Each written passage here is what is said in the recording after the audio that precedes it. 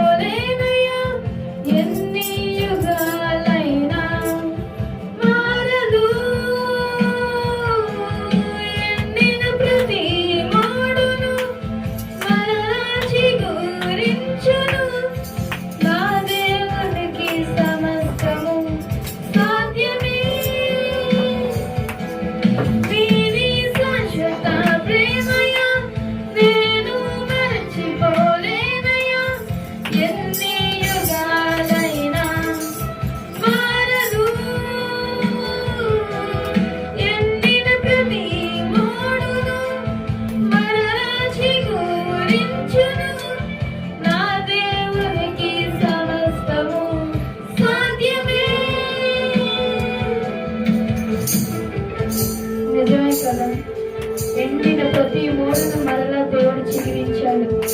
ఆరిపోయిన జీవితాన్ని దేవుడు మనకి మళ్ళీ ఇచ్చాడు. దేవుని మళ్ళీ స్తుతి ఆరాధిద్దామా.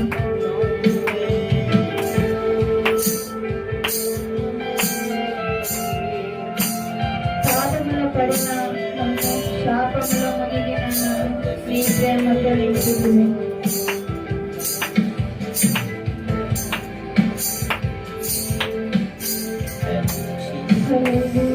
అందరం చప్పట్లు కొట్టు ఆరాధిస్తూ పాట పాడుదాం.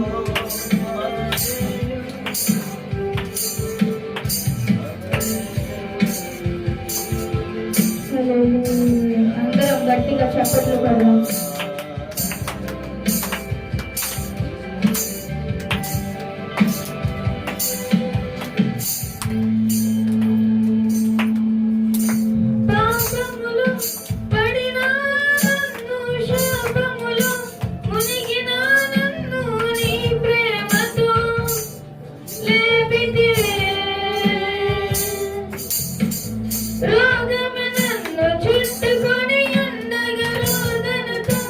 ఒంటరినై ఉండగా నా కన్నీ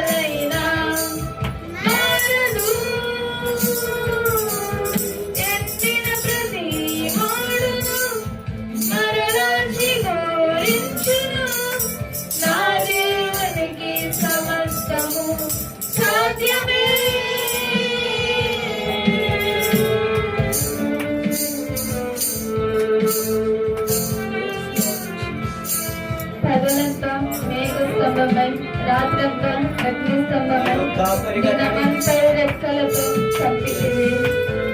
స్నేహితులే నన్ను వదిలేసిన, బంధువులే వారమని తలచిన నా కొరకే బలి అయితివి. అందరము గట్టిగా చప్పట్లు కొడుతూ ఆరాధిస్తూ పాటలు పాడారు.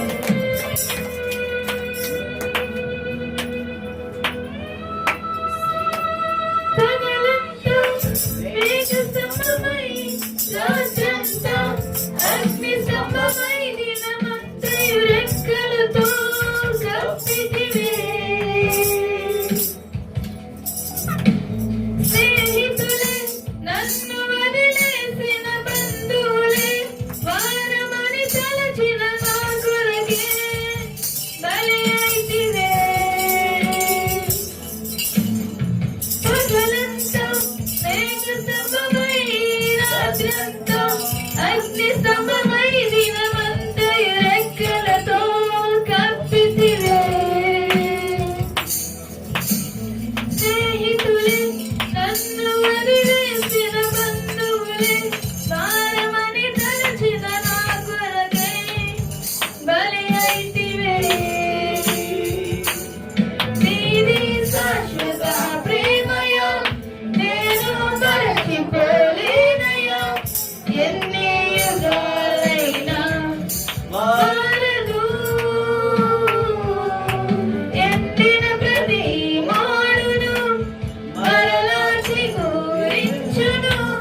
నా దేవునికి సమస్తము సాధ్యమే.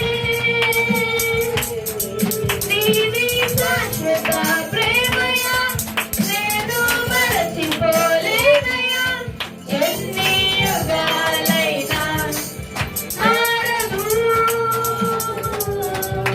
ఎండిన ప్రతి మాడును మరలా చిగురించును.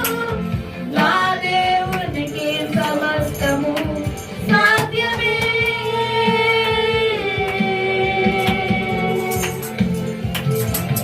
సాధ్యమే, నా యేసుకు సమస్తము సాధ్యమే. సాధ్యమే, సాధ్యమే, నా ప్రియునికి సమస్తము